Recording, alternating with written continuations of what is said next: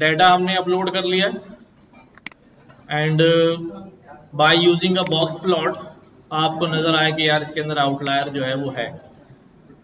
अब ये box plot पे तो नजर आ रहा है मुझे यार ये आउटलायर है, पर ये डेटा पॉइंट है कौन सा, इसकी वैल्यू क्या है, इसका इंडेक्स क्या है, ठीक है।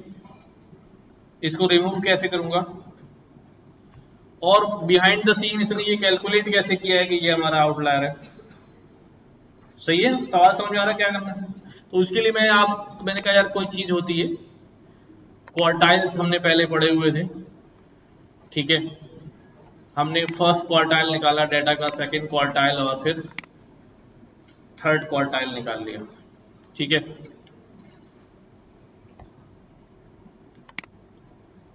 कोई ऐसा बंदा जिसको नहीं पता हो परसेंटाइल या क्वार्टाइल क्या होते हैं?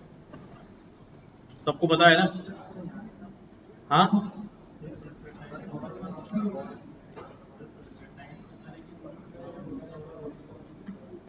परसेंटाइल पता है लेकिन वो क्वार्टाइल ही का नाम परसेंटाइल है, अगर उसको अमाउंट दे दें तो वो परसेंटाइल है, ठीक है। यानी क्वार्टर में तब्दील हो जाता है ना। तो अरे तुम क्या कह रहे हो थोड़ा सा? अच्छा, हमारा जो डेटा होता है परसेंटाइल का मतलब ये होता है कि हमारे डेटा में किसी भी एक डेटा पॉइंट का रैंक कितना है, उसके अंदर पोजीशन क्या है उसकी, वो किस परसेंटाइल पे आता है। जैसे मैंने पहले भी बात की थी कि 10 लोगों ने एग्जाम दिया है, किसी के 80 मार्क्स है, किसी के 70% है, किसी के 90% है, किसी के 95% है एंड सो ऑन। सबकी अलग अलग क्या है हमारे पास परसेंटेजेस मौजूद है। तो जिसकी सबसे ज्यादा परसेंटेज होती है वो फर्स्ट होता है क्लास में, वो फर्स्ट होता है क्लास में, ऐसे ही है ना। उसका रैंक कितना होता है? 1 होता है, यानी वो 100% होता है। क्या होता है कि बाकी सारे लोग उससे क्या है नीचे। परसेंटेज उसकी 90 है बट परसेंटाइल उसका कितना है 100 है, ठीक है। अब किसी की परसेंटेज क्या हो सकती है 88 हो सकती है, लेकिन परसेंटाइल उसका 70 हो सकता है। कि बहुत सारे लोगों की अगर 89 90 पे परसेंटेज आ गई है तो उसका, इसको आप क्लास के ग्रेड से समझ लेना। स्कूल का रिजल्ट आता है, फर्स्ट आ गए, सेकंड आ गए, थर्ड आ गए, तो परसेंटेज कुछ भी हो लेकिन सब अपने रैंक के हिसाब से चलते थे ना। फर्स्ट वाले की सबसे ज्यादा परसेंटेज होती है वो फर्स्ट होता है, उसके बाद सेकंड थर्ड, वही हमारे पास क्या है परसेंटाइल है। तो हम ये कह रहे हैं कि हमारे डाटा के अंदर जो 25th परसेंटाइल है, यानी ऐसा नंबर जिसके नीचे कितनी वैल्यूज होंगी 25 वैल्यूज उससे नीचे होंगी, 25% वैल्यूज क्या होंगी उससे नीचे होंगी। तो वो हमारे पास क्या था भाई, यहां पर 89,000 जो सैलरीज है, ठीक है, उससे नीचे कितने लोगों की सैलरी होगी 25% लोगों की सैलरी उससे क्या है नीचे, 89,000 से कम है। अब बात समझ आ रही? 25% लोगों की सैलरी 89,000 से कम है और 50% लोगों की सैलरी 97 से क्या है 1000 से कम है। और हाँ हाँ वो उसमें आ गया ना सारे, यार पीछे वाले सारे आ जाएंगे ना भाई। और 75% लोगों की सैलरी 100,000 से क्या है कम है। नाउ परसेंटाइल की बात जब मुझे समझ में आ गई है, और ये 4 हिस्सों में डाटा डिवाइड हो जाता है 25, 50, 75 और 75 से लेकर 100 तक, तो इसे क्वार्टाइल इसीलिए कहते हैं। अब मैंने क्या करना है यहां पर, हमारे पास एक चीज होती है IQR, इंटर क्वार्टाइल रेंज। क्या होती है भाई inter quartile range, which is nothing but Q3 minus Q1। क्या होती है भाई Q3 माइनस Q1, इसको हम कहते हैं इंटर क्वार्टाइल रेंज। रेंज का आपको वैसे ही आइडिया है कि भाई रेंज क्या होती है। इंटर क्वार्टाइल रेंज जो है वो कितनी आ रही है भाई, 11,000। अब मैंने बेसिकली जब आउटलायर निकालना है ना, तो अब मैंने क्या करना है, क्वार्टाइल रेंज निकाल के हमें दो चीजें कैलकुलेट करनी होती है। क्या कैलकुलेट करना होता है, दो चीजें कैलकुलेट करनी होती है कि हमारे डेटा का अपर फेंस और लोअर फेंस क्या,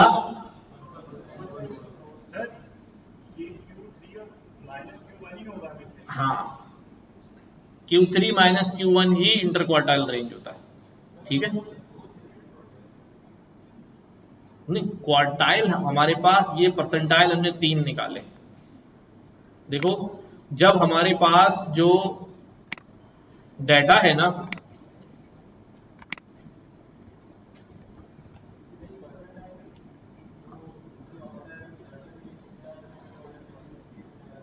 हाँ नहीं क्वार्टाइल रेंज तो एक होती थी सीधे एक, इधर देख लो, इसको यूं देखो ना, हमारे पास ये 100% डेटा है ना, अगर ये कितना है भाई, यहां से लेकर यहां तक ये 100% डेटा है, तो एक हमारे पास 25% है, एक हमारे पास 50 है, एक हमारे पास 75 है। तो हमारा डेटा कितने पार्ट्स में डिवाइड हो गया, 3 लकीरें लगाने से 4 पार्ट्स में डिवाइड हो गया। इस वजह से मैं इसको क्या कह रहा हूं, क्वार्टाइल कह रहा हूं। क्वार्टाइल का पहला पार्ट जो है वो क्या कहलाता है भाई, Q1, दूसरा पार्ट क्या कहलाता है Q2, तीसरा पार्ट कहलाता है Q3।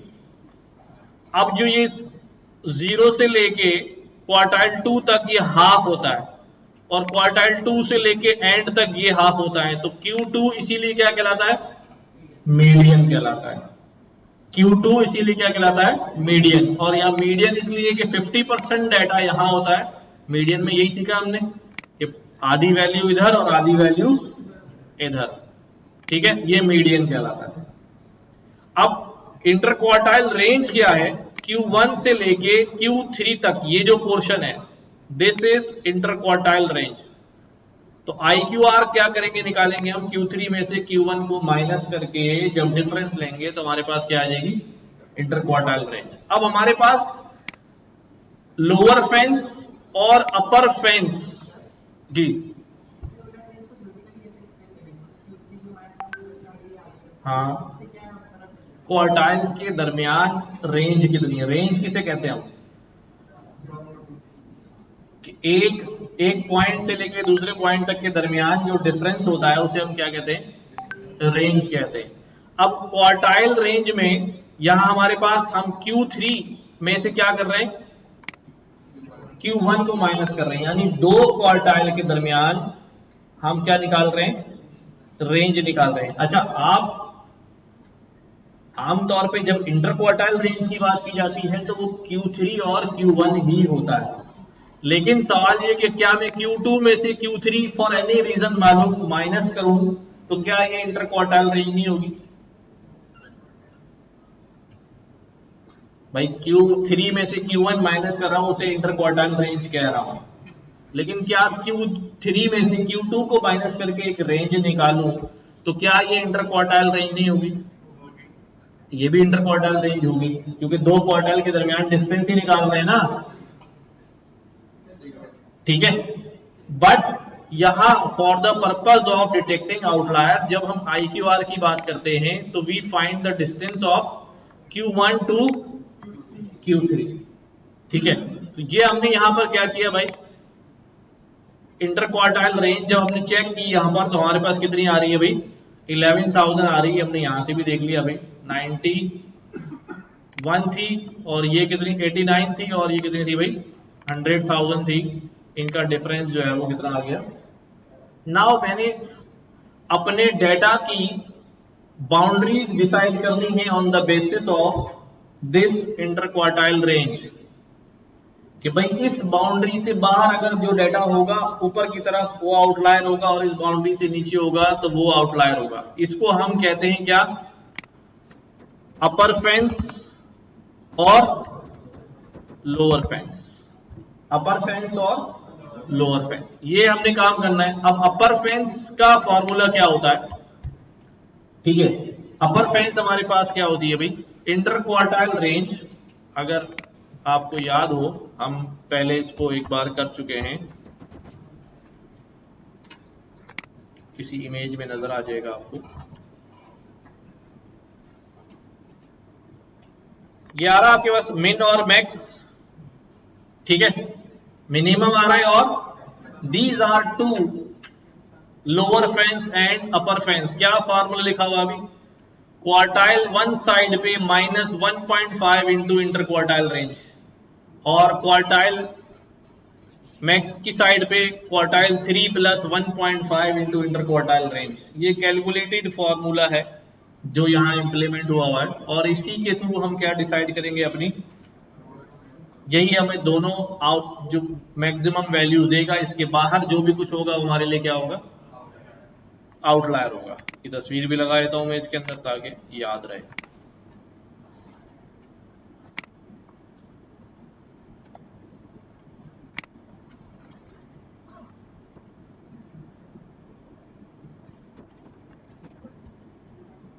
सही, तो लोअर फेंस क्या हो जाएगी हमारे पास, हाँ भाई, Q1 minus 1.5 multiply bye inter quartile range, सही है, ये हमारे पास लोअर फेंस हो जाएगी।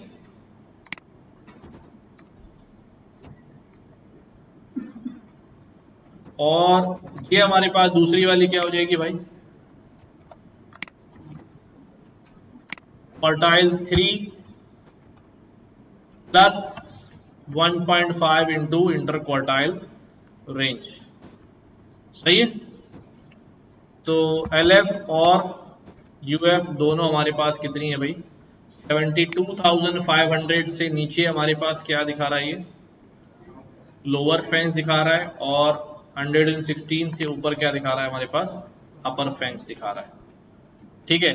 तो दीज, ये इंटरवल है, ये दरमियान वैल्यू है जिसपे हमने क्या करना है, अपना आउटलायर जो है उनको सिलेक्ट करना है। क्या किया हमने, यहां से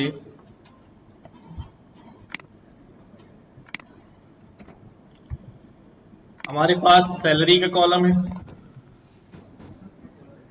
और सैलरी और डेटा, डेटा, डेटा, ठीक है। और लोअर बाउंड में क्या है अभी, LF लोअर फेंस कह लें, लोअर बाउंड कह लें, और हमारे पास क्या है भाई, अपर फेंस। क्या सिलेक्ट कर लो डेटा में से, वो सारा डेटा सैलरी का जिसकी वैल्यू क्या हो, कम हो, किससे कम हो, लोअर फेंस से, और वो या वो सारा डेटा जिसकी सैलरी अपर फेंस से क्या हो, ज्यादा हो। तो हमारे पास क्या निकल आएंगे, क्या निकल आएंगे भाई, क्या रहेगा, एक कम है, तो ये आखिरी वाला रहेगा, ये वाला ना, अंदर ये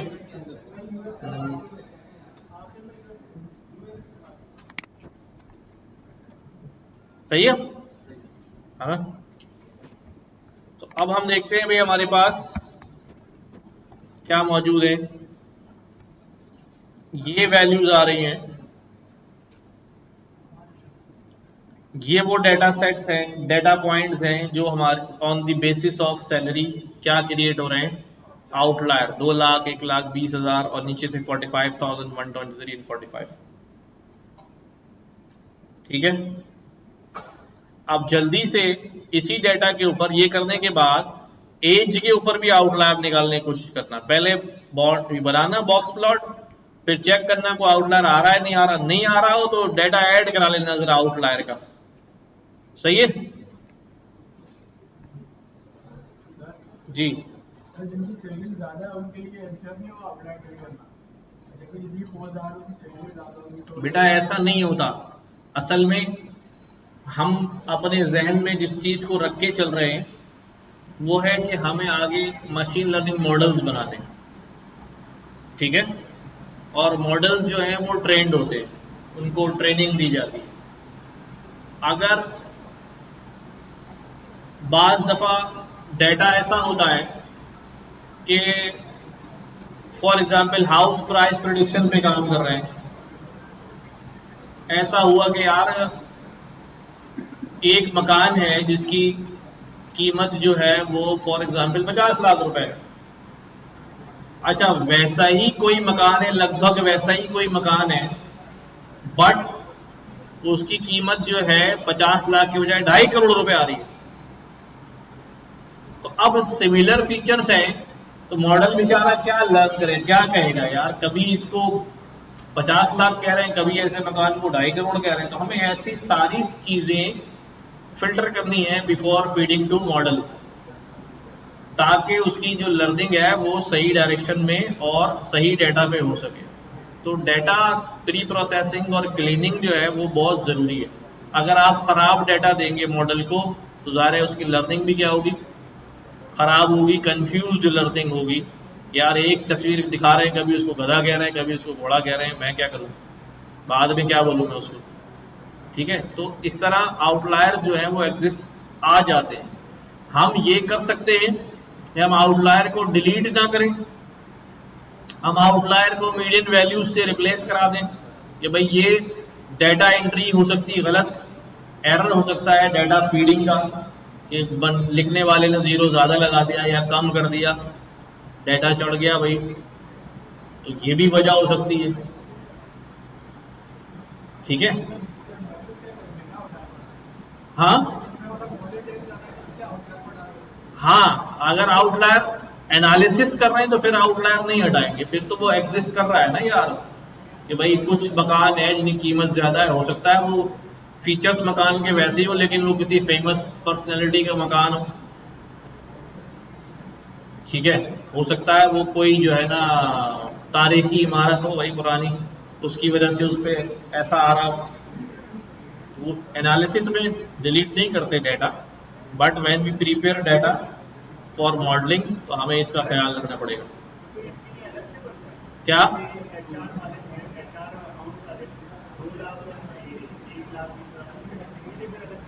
क्या चीज, क्या चीज? हाँ देखें, अलग से मॉडल बनेगा नहीं, हम उस डेटा को भी रोक लेंगे। क्या करेंगे, अगर वो हमारे मॉडल के लिए ट्रबल क्रिएटिंग है, नॉइजी डेटा है, ठीक है, और एक ऐसा डेटा है जो हमारे लिए ट्रबल है, तो फिर हम ऐसे डेटा को मॉडल पे फीड नहीं करेंगे। अब वो अलग से मॉडल बनाए, वो जो भी अप्रोच रखे, अगर वो बहुत ही थोड़े लोग हैं, मैंने आपसे पिछली क्लास में बात कही थी कि अगर आउटलायर बहुत ज्यादा आ रहे हैं तो फिर वो आउटलायर नहीं है, वो फिर एक बंदे दो बंदे होंगे, 1000 में एक होगा, 10 लाख में 10-15 होंगे, ठीक है।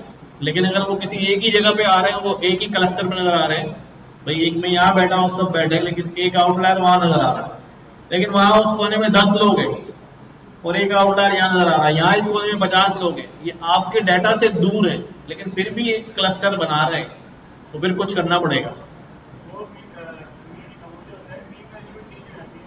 जाहिर है, जाहिर है उसकी कम या कम होगा या ज्यादा होगा, इसकी वजह से मेन डिस्टर्ब हो रहा है।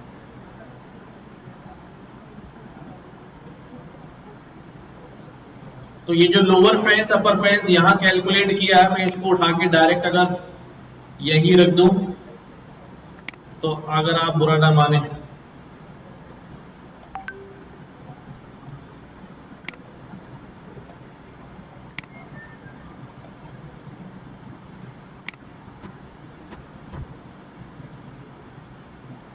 बाकी आप वेरिएबल बना के रख लें तो कोई मसला नहीं।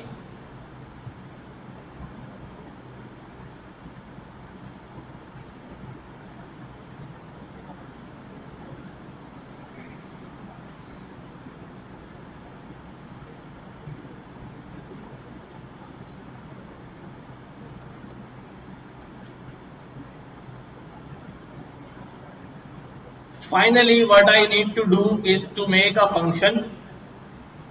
एक मुझे क्या बनाना है, फंक्शन बनाना है जो आउटलायर डिटेक्ट करके बताता हो। मैं हर दफा ये प्रोसेस नहीं करता रहूंगा ना यार, हर कॉलम के लिए एक फंक्शन बना लूं, उसको लैम्डा में अप्लाई कर दूं या अप्लाई करके मैप करा दूं फंक्शन को, किसी भी कॉलम के लिए मैं कॉलम का नाम भेजूं और वो फटाफट उसकी बेसिस पे आउटलायर निकाल के मुझे देता रहे। ये काम आप खुद करेंगे जल्दी से। पहले आपने क्या करना है, यही वाला काम रिपीट करना है किसके ऊपर, एज के ऊपर। अगर एज में आउटलायर नहीं आ रहा तो जाएं शीट के अंदर, कुछ डेट्स को चेंज कर दें, कुछ एजेस को चेंज कर दें, शीट के अंदर कर दें या फिर डायरेक्ट कर दें। ठीक है, डायरेक्ट कैसे करेंगे भाई, आई लॉग फॉर एग्जाम्पल मैंने यहां पर 30 के बजाय 80 साल करना है, तो क्या हो जाएगा भाई, raw number, raw index 1, column index 0 1 2 3 4 1 4 1 4 पे क्या आ रहा है 30, क्या करूंगा इसको 80, तो ये वैल्यू वहां अपडेट हो जाएगी नहीं होगी। ये सब बचपन के काम है, मुझे बताने नहीं चाहिए अब। शाबाश।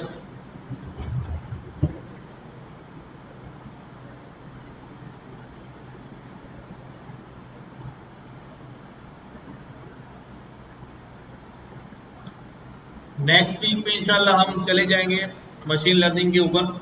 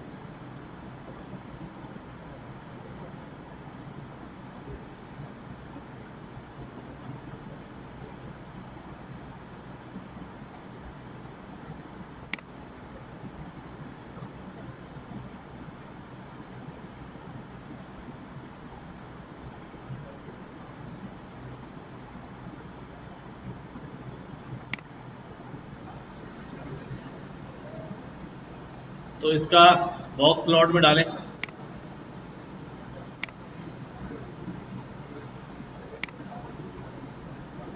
क्या किया भाई, डेटा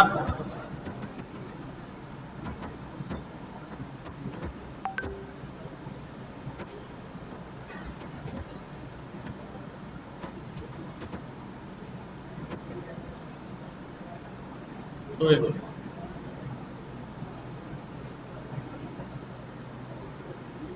एक यहाँ कहीं आ रहा है और एक यहाँ आ रहा है।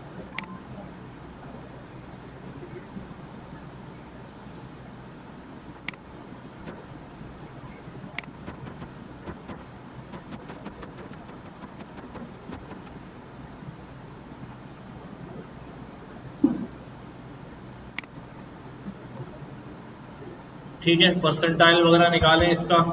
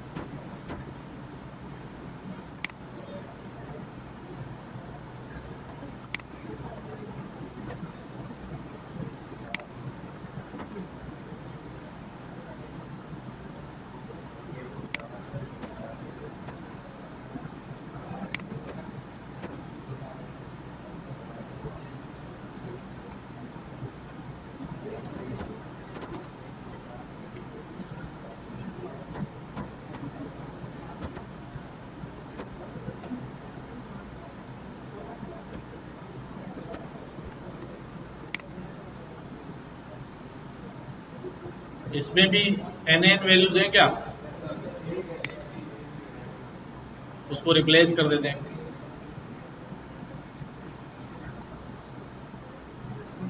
ये है ना 4 पे,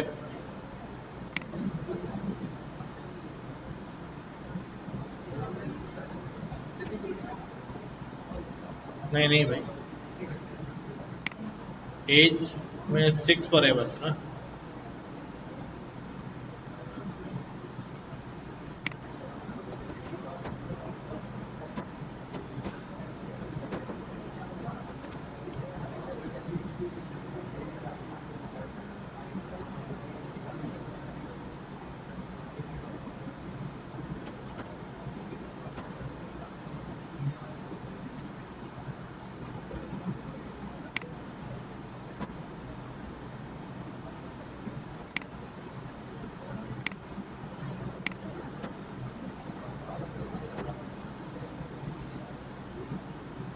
IQR ये आ गया,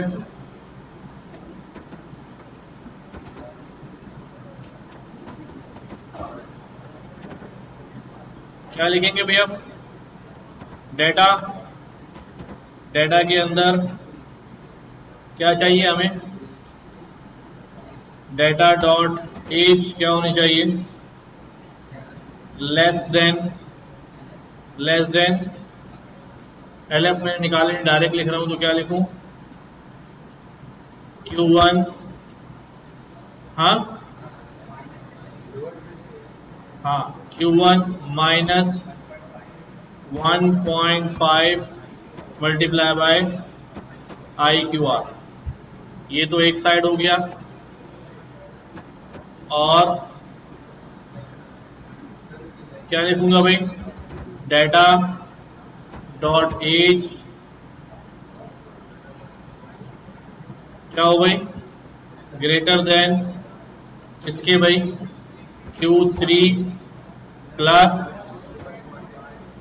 1.5 मल्टीप्लाई बाय IQR।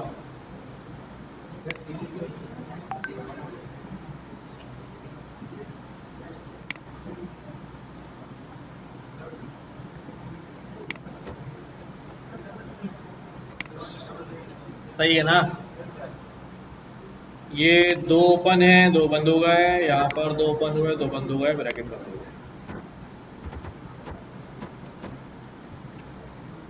कौन सी वाली आ रही भाई इसमें?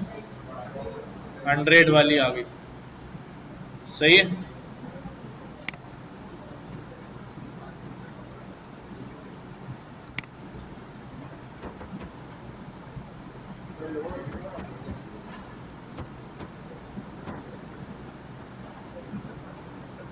क्वार्टाइल 1 ये है, 2 ये है, 3 ये है, और इंटर क्वार्टाइल लाइन ये है।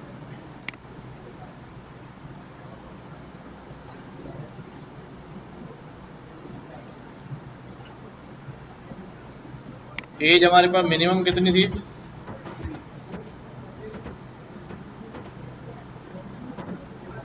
10।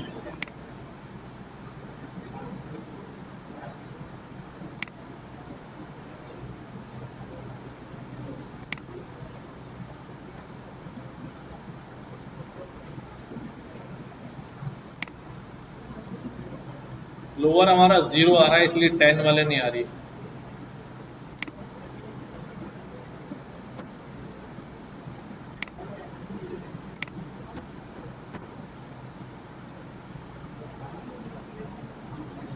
अच्छा, नाउ मैं एक आपको पुराना डेटा दे रहा हूं अपना, जिसपे हमने पहले काम किया हुआ था।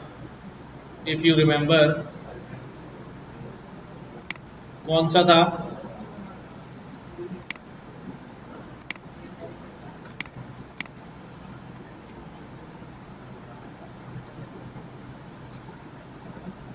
पहले फंक्शन तो बनाओ इसका।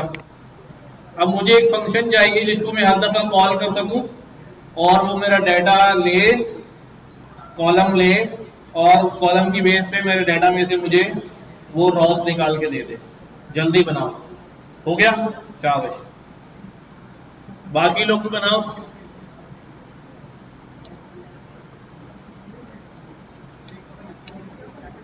ये जो सारा मैंने काम किया है, अभी मुझे क्या करना पड़ रहा है? अभी मैंने सैलरी के लिए किया, फिर एज के लिए दोबारा ये सारा प्रोसेस करना पड़ा। क्यों ना मैं एक फंक्शन बना लूं जिसका नाम क्या हो, आउटलायर डिटेक्टर।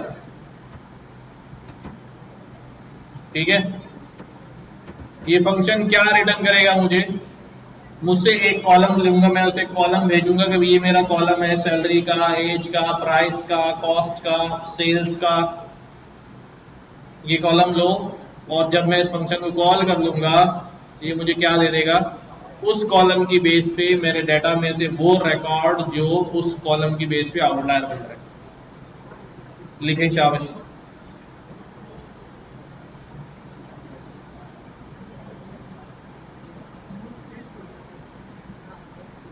जल्दी सब ट्राई करें।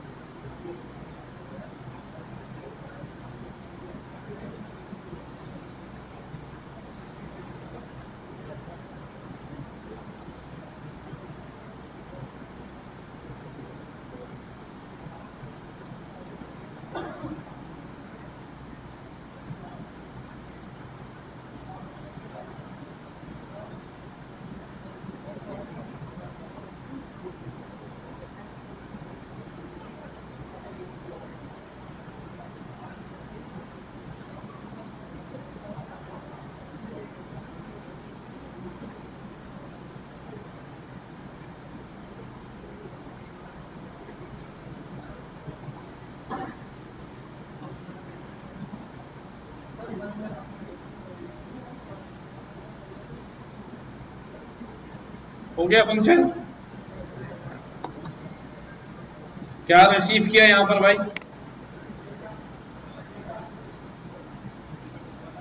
कॉलम रिसीव कर लेते हैं।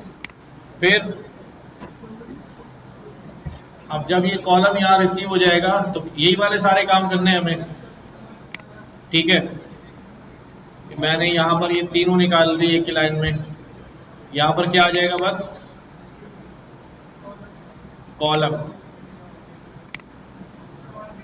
हाँ, क्या आएगा यहां पर?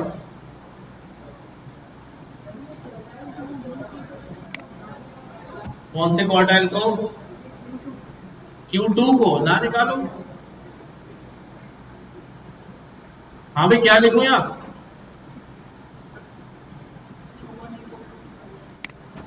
Q1 equal to NP dot percentile, हाँ 25। फिर इसी तरह NP डॉट परसेंटाइल कॉलन 75। फिर IQR Q3 माइनस Q1। फिर लोअर फेंस कितना हो जाएगा भाई? Q1 माइनस 1.5 इंटू IQR, फिर अपर फेंस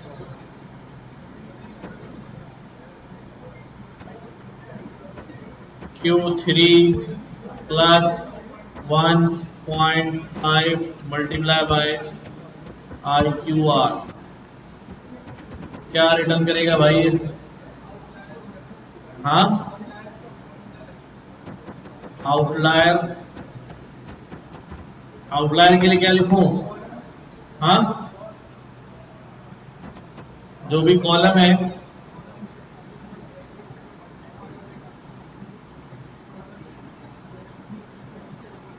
क्या लिखा भाई, जल्दी बताओ।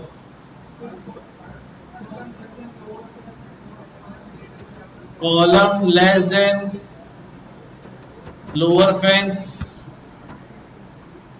और कॉलम ग्रेटर देन अपर फेंस, सही है ये? लास्ट लाइन गलत है, क्या होना चाहिए?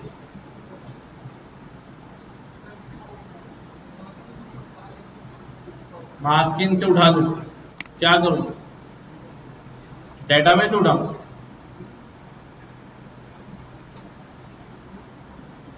क्या लिखूं भाई? डेटा,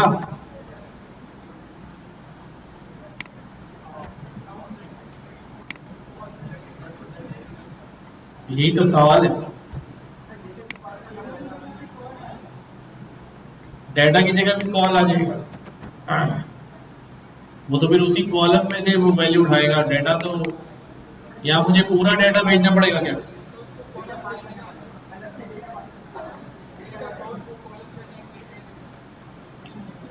क्या करूं, यहाँ पूरा कॉलम रिसीव करूं या पूरा डेटा रिसीव करूं भाई?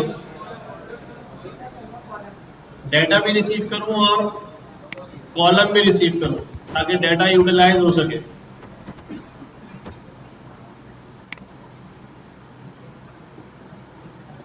अब यहां क्या आ जाएगा?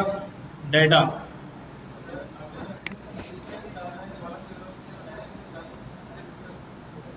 मैं तो एक ऐसा फंक्शन में जा रहा हूं कि मुझे जब किसी कॉलम पे आउटलायर निकालने हो, मैं उस डेटा के साथ वो कॉलम नेम पास करूं, बता दे। पूरी रो नहीं, हमें रिटर्न में वो रिकॉर्ड मिल जाए, बस सीधा सीधा काम हो जाए। जैसे अभी हमारे पास रिकॉर्ड आ रहा है ना, तो ये वाला, इसमें क्या लगे अभी और ऑपरेटर, सही है, इसमें कुछ और तो कमी नहीं रह गई।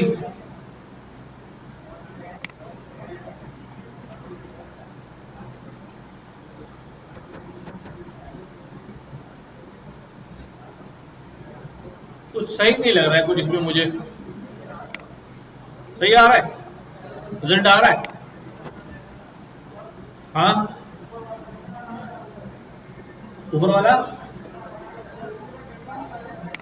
डेटा हटा दूं और यहां पर,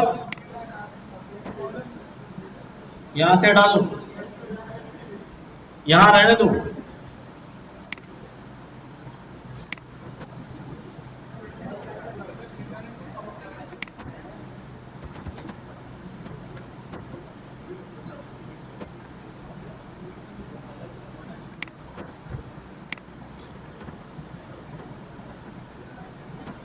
क्या करना है यहां पर? आउटलायर डिटेक्टर को क्या बताना है? डेटा डॉट एज,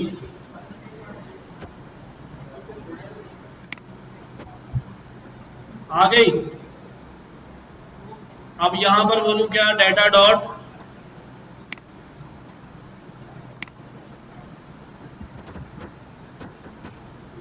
आ गया, सही हो गया। अब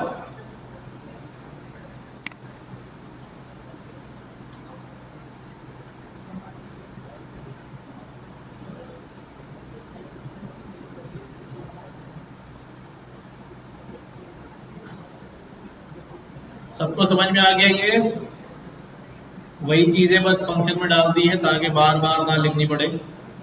हाँ, क्या ये वाला? असल में कॉलम में तो एक कॉलम है ना, एज।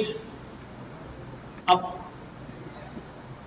ये जो क्वेरी चलेगी ये तो पूरे डेटा पे चलेगी, तो रिजल्ट हमें कहां से फैच करके लाना है? यहां देखो, यहां हम डेटा दे रहे हैं ना, पूरे डेटा में कह रहे हैं भाई डेटा में जाओ, डेटा में जहां एज इतनी हो या जहां एज इतनी हो वो ले आओ। तो डेटा तो होना चाहिए। अब जरूरत ये कि यहां डेटा भेजूं या ना भेजूं। डेटा चूंकि ग्लोबल वेरिएबल बना हुआ है, फंक्शन के अंदर एक्सेस हो जाएगा डायरेक्टली फंक्शन के अंदर एक्सेस हो जाएगा, ग्लोबल है तो फिर ठीक है। क्या चीज? आवाज नहीं आ रही यहां पर। हाँ, अब ये अच्छा पॉइंट आउट किया कि भाई क्योंकि जब पूरी पाइपलाइन बनेगी तो पूरी बनेगी, अगर इसके अंदर मिसिंग वैल्यूज हैं तो वो उनका क्या करूंगा? तो भाई यहां पर पहले क्या करूं भाई? पहले क्या करूं भाई? मैं करता हूं भाई कॉलम जो है क्या हो जाए भाई? कॉलम डॉट फिल एनी, किससे फिल करा दूं? हाँ, कॉलम के मीन से करा दूं। तो पहले फिल हो जाए, बाद में परसेंट निकाल ले, और नहीं होगा तो कोई बात नहीं, कुछ भी फिल नहीं करेगा, ठीक है। हमेशा मीन से नहीं कराना होता, फिर एक मसला आ गया, फिर क्या करूं? मीडियन ज्यादा बेहतर है, मीडियन ज्यादा बेहतर है। क्या कहते हो?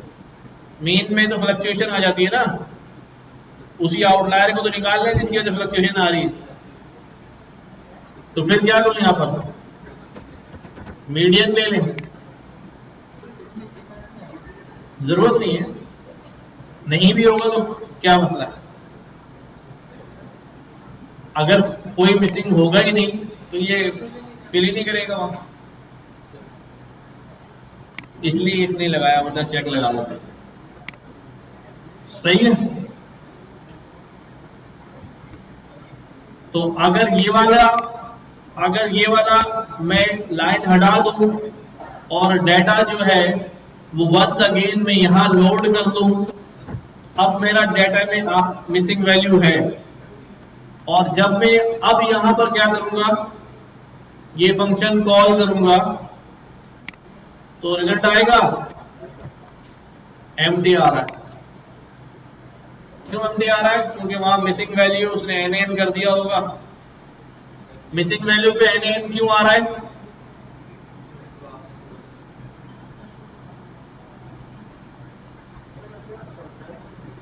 मिसिंग वैल्यू पे एन क्यों आ रहा है? मिसिंग वैल्यू पे रिजल्ट क्यों नहीं आ रहा? अगर कॉलम में मिसिंग वैल्यू है तो रिजल्ट क्यों नहीं आ रहा? या पहले एन आ रहा था, क्यों आ रहा था?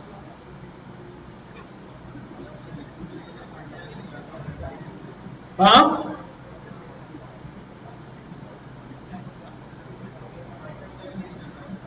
क्योंकि एन वैल्यू जब भी किसी के साथ मल्टीप्लाई प्लस डिवाइड माइनस होगी उसको भी क्या कर देती है? एन कर देती है। एन वैल्यू एवरेज निकालने जाऊंगा, सारे डेटा को ऐड करूंगा, नंबर से डिवाइड करूंगा, ऊपर डेटा में एक एन आ गया तो ऊपर वाली सारी वैल्यूज को क्या कर देगा? वो एन कर देगा। याद आया? नहीं याद है? अगर मेरे पास यहां पर हो एनपी डॉट एन, इस एन में मैं प्लस कर दूं 12, क्या आएगा? माइनस कर दूं क्या आएगा? मल्टीप्लाई कर दूं क्या आएगा? तो अगर किसी कैलकुलेशन में एन आ गया तो पूरी कैलकुलेशन क्या हो जाएगी? एन हो जाएगी। इसलिए वहां से रिजल्ट क्या आ रहा था? एन आ रहा था। अब मुझे क्या करना पड़ेगा यहां? इसीलिए जबरदस्ती पहले एन को हैंडल करना पड़ेगा, सो दैट मसला हल हो जाए।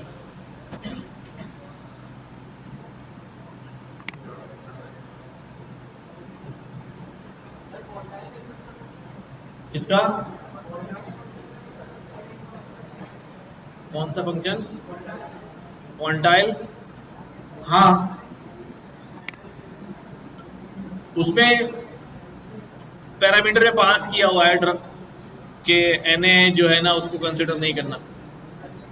ठीक है, जैसे हमारे पास ये होता है ना, np डॉट मीन निकालना है, तो मीन के अंदर यहां पर क्या रखा हुआ है भाई?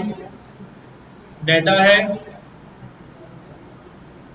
और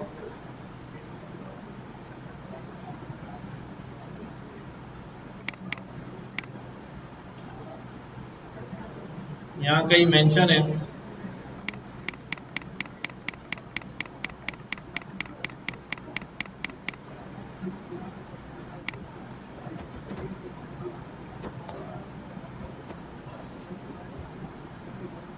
ये आ गया। Na वैल्यू को क्या कर दें? स्किप कर दें आप, तो फिर वो Na को कंसीडर ही नहीं करेगा और टोटल वैल्यू काउंट में भी उसको नहीं ले आएगा। यानी 10 से आपको डिवाइड करना है, 2 Na 2 स्किप करेगा तो फिर 8 से डिवाइड होगा। तो इट डिपेंड्स अपॉन के क्या क्या कर सकते हैं। अच्छा जी, तो ये हमारा समझ गया। मैं आपको एक डेटा सेट दे रहा हूं, एयरफोन शेयर पे लोड कर देता हूं। हमने जो है ना, लाइक ये कार डेटा था हमारे पास, याद है सबको? इस कार डेटा को हमने क्या किया था भाई? सबसे पहले क्लीन सीलिंग करने के बाद डुप्लीकेट और ये और वो सारे निकाल दिए। अब इसमें प्राइस का कॉलम है और किलोमीटर ड्रिवन का कॉलम है। ये दोनों डेटा के ऊपर अपना फंक्शन चलाएं। ये फाइल दे रहा हूं मैं क्लीन वाली, चाहिए? क्लीन वाली फाइल आपके पास आ गई है, यहां लोड करें और अपने फंक्शन का इस्तेमाल करें। शाबाश।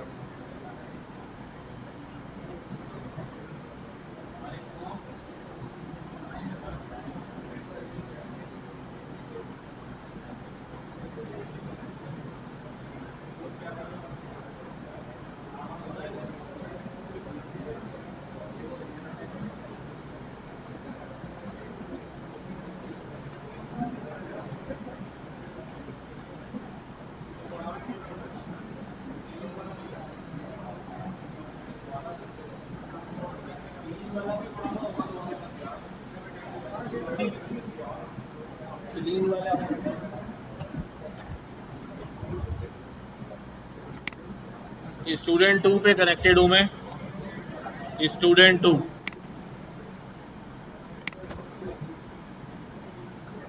हीट वाला डाटा है।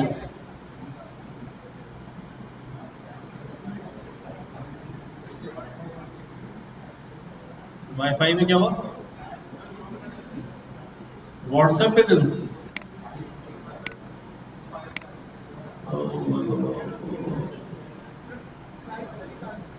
है।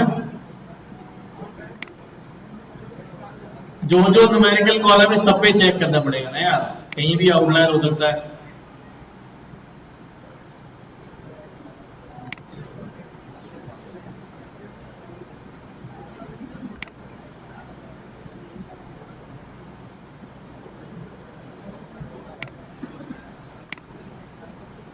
फाइल नहीं जा रही, क्या हो गया? आ गई, चलो सही, अब आया, शुरू हो गया है सिस्टम भी।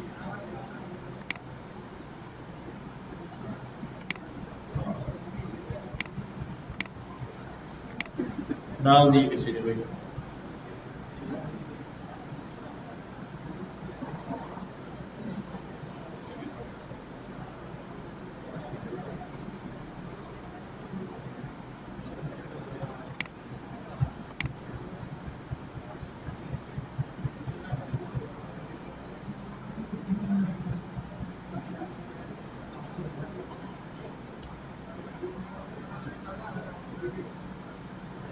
आने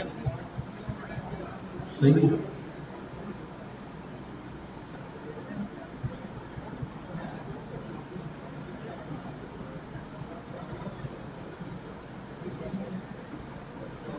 हो गए।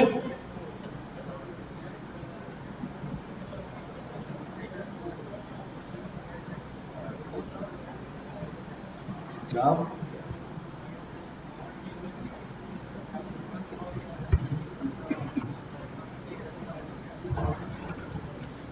ये तो हो गया सर, मुद्दे मतलब मैंने किया तो सही आ रहा था, मैंने किसी से दोबारा वो कर दिया, अब वो नीचे पे वो गलत बता रही है सर। ये मैं अप्लाई कर रहा हूँ सर इसको, ये तमाम अभी मेरे को पूरे 18 के 18 कॉलम अप्लाई बता रहा है।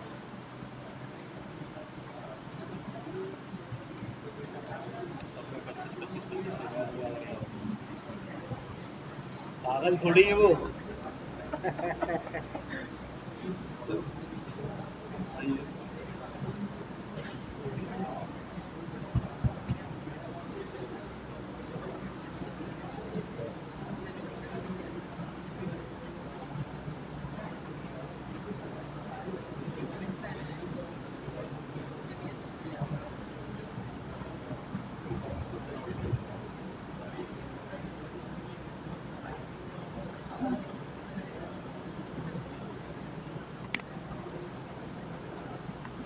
अच्छा, ये एक अलग से नोटबुक में बना रहा था, स्टैट्स के सारे काम की आपसे शेयर कर दूंगा इंशाल्लाह, इसको चीज़ें इसमें ऐड करके।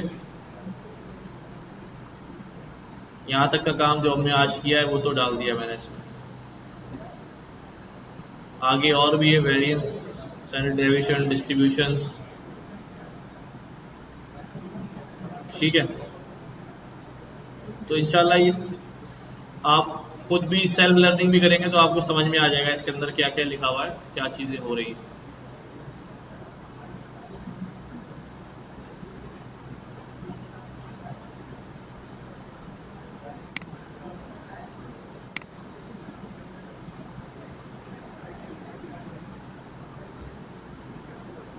अच्छा, एक आउटलायर हम और डिटेक्ट करते हैं तरीके से,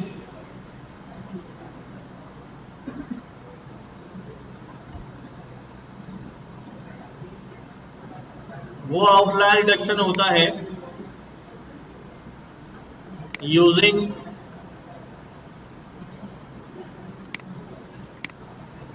स्टैंडर्ड डेविएशन। कैसे करते हैं?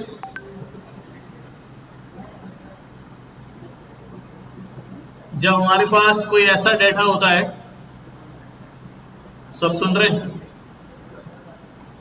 अच्छा, मैं अभी और डिटेल में पढ़ेंगे लेकिन अभी बता रहा हूं खाली, जब हमारे पास ऐसा डेटा होता है जो नॉर्मली डिस्ट्रीब्यूटेड डेटा होता है। कैसा डेटा होता है? नॉर्मली डिस्ट्रीब्यूटेड डाटा होगा। तो फिर हम उसका जो आउटलायर है वो हम स्टैंडर्ड डेविएशन के थ्रू निकालते हैं। ठीक है, नॉर्मली डिस्ट्रीब्यूटेड डाटा कैसा होता है? पिछली क्लास में हमने डिस्ट्रीब्यूशन की बात की थी, पढ़ लिया था मेरे ख्याल से, नहीं पढ़ा डिस्ट्रीब्यूशन। पढ़ के मैंने बोला थोड़ा पढ़ के आना, तो वो तो तुम लोगों ने कर ही लिया होगा।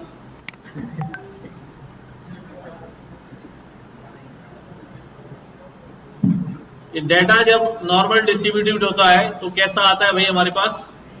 ऐसे बेल शेप काउंट जो है वो डाटा का बना होता है। ठीक है, हमारी कोशिश ये होती है कि हम अपने डाटा को किसी ना किसी डिस्ट्रीब्यूशन के करीब ले जाएं, सो दैट उस डिस्ट्रीब्यूशन की जो प्रॉपर्टीज हैं उनका इस्तेमाल करते हुए हम डाटा के मुतालिक कोई ना कोई अजम्पशन आराम से बना लें। ठीक है, जब डाटा किसी डिस्ट्रीब्यूशन में ट्रांसफॉर्म हो जाता है तो कुछ चीजें डाटा की यकीनी हो जाती है कि वो तो होंगी ही होंगी, तो हम उनको डायरेक्टली इस्तेमाल कर लेते हैं, कैलकुलेट करने की जरूरत नहीं होती। तो हर डिस्ट्रीब्यूशन जो है, चाहे नॉर्मल हो, चाहे गॉसियन हो, और चाहे जो है वो यूनिफॉर्म हो, हर एक की अपनी प्रॉपर्टीज। हमने देखा डाटा यूनिफॉर्म डिस्ट्रीब्यूशन में आ रहा है तो इसका ये होगा, ये होगा, ये होगा, ये होगा, बट डायरेक्ट कुछ करने की जरूरत ही नहीं है। डाटा नॉर्मल डिस्ट्रीब्यूशन में आ रहा है, मीन, मीडियन, मॉड तीनों बराबर होंगे।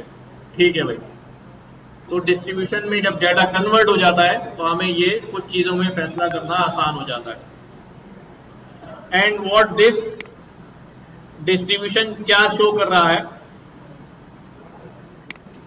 जब मैं इस डायग्राम को देख रहा हूं,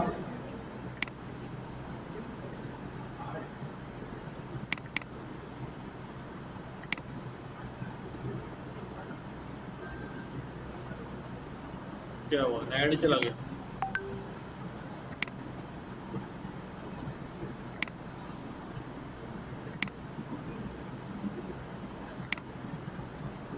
नेट नहीं चल रहा क्या?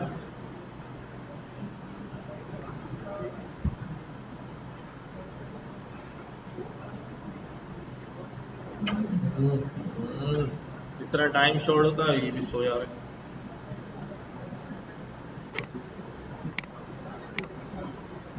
सबके पास ऐसे ही है क्या?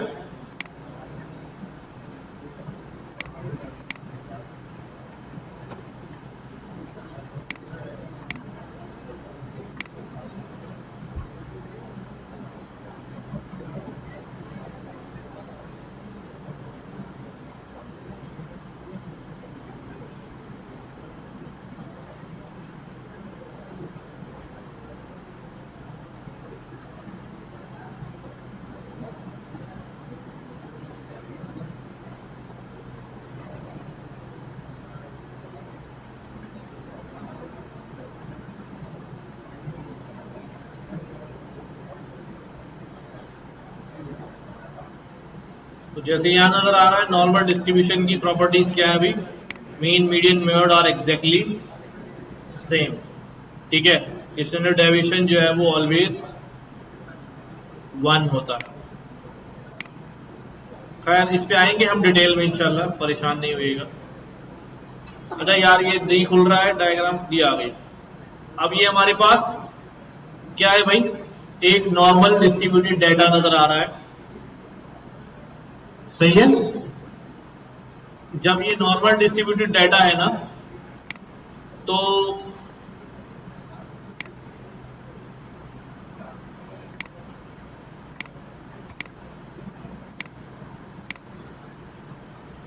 मैं यहां इस डायग्राम को ले लेता हूं,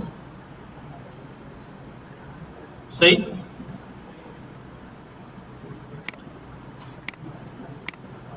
अगर मैं इसका डेंसिटी एस्टिमेशन बनाए हम प्लॉट, तो यूं ही आएगा। कैसी स्क्यूनेस है इसकी? 0 स्क्यूड है। ठीक है, ये हमारे पास क्या है भाई? मीन वैल्यू है, 50% डाटा इधर है, 50% डाटा इधर है। बेसिकली अब इस डाटा के अंदर कुछ रेंजेस होती हैं। क्या होती है? रेंजेस होती हैं। और वो रेंज क्या होती है? यहां अगर हम देखें दिस इज, ये शायद डिस्कस किया था हमने पिछली क्लास में कि ये हमारा मीन वैल्यू है। मीन के इस तरफ एक पॉइंट है जिसे हम 1 स्टैंडर्ड डेविएशन कहते हैं और उसमें हमारा 34% डाटा लाई करता है और इस तरफ हमारा -1 स्टैंडर्ड डेविएशन है, 34% डाटा यहाँ लाई करता है। तो नॉर्मल डिस्ट्रीब्यूटेड डाटा होगा तो विद इन 1 स्टैंडर्ड डेविएशन हमारा 68.2% डाटा लाई कर रहा होगा। और अगर हम थोड़ा और आगे बढ़ जाएं, 2 स्टैंडर्ड डेविएशन इधर, 2 स्टैंडर्ड डेविएशन इधर, तो ये हमारा मिला के 13.6 इसमें और ऐड करें 95 पॉइंट समथिंग बनता है। आउटलायर कैसे डिटेक्ट होता है कि जब 3 के बियॉन्ड हमारा कोई डाटा होता है, 3 standard deviation on positive side और 3 standard deviation on negative side, अगर कोई डाटा लाई कर रहा है तो ये डाटा हमारे पास क्या कहलाता है, आउटलायर कहलाता है। ठीक है, अगली क्लास के अंदर हम इसको करेंगे, पहले डिस्ट्रीब्यूशन को समझेंगे, डिस्ट्रीब्यूशन होती क्या है, डाटा की डिस्ट्रीब्यूशन का मतलब क्या है और यहाँ क्या क्या चीज इस्तेमाल होती है, स्कोर्स कौन कौन से निकलते हैं, टेस्ट कौन कौन से होते हैं।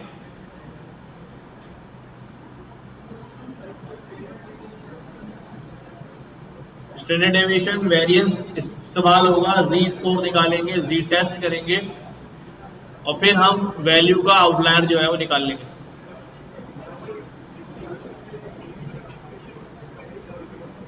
नॉर्मल डिस्ट्रीब्यूशन, देखिए आइडियली तो नॉर्मल डिस्ट्रीब्यूटेड डेटा नहीं मिलता, लेकिन हम उसको नॉर्मलाइज कर लेते हैं, बहुत सारी स्केलिंग लगा के, स्टैंडर्ड स्केलिंग करके, नॉर्मलाइजेशन लगा के, नॉर्मलाइजेशन अप्लाई करते हैं, उसके ऊपर डाटा में ट्रांसफॉर्मेशन होती है और डाटा नॉर्मल डिस्ट्रीब्यूशन में चला जाता है, फिर भी 100% नहीं जाता। जैसे हमने यहाँ एक प्रॉपर्टी का जिक्र किया कि क्या प्रॉपर्टी होती है भाई उसकी, कि भाई मीन मीडियन मॉड एग्जैक्टली क्या हो जाते हैं, सेम हो जाते हैं, लेकिन इसमें फिर भी थोड़ा ना थोड़ा वेरिएशन आ रहा होता है, mean median mode exactly same नहीं होते क्योंकि इतना आइडियल डाटा हमें कभी मिलता ही नहीं। ठीक है, हाँ हम खुद कोई डाटा क्रिएट करें मैनुअली और उसमें ऐसी सिचुएशन पैदा कर लें और बात है, बट रियल लाइफ में जो डाटा हम ले रहे होंगे सिनारियो में, उसके अंदर सिचुएशन नहीं आएगी। किसी हद तक हम डाटा को स्टैंडर्ड नॉर्मलाइज पे ले जाते हैं और ये प्रॉपर्टीज का इस्तेमाल कर लेते हैं। ठीक है, चलो यहीं से अगली क्लास में हम शुरू करेंगे distribution and then normal distribution and how can we identify our outlier using Z scores. सही है।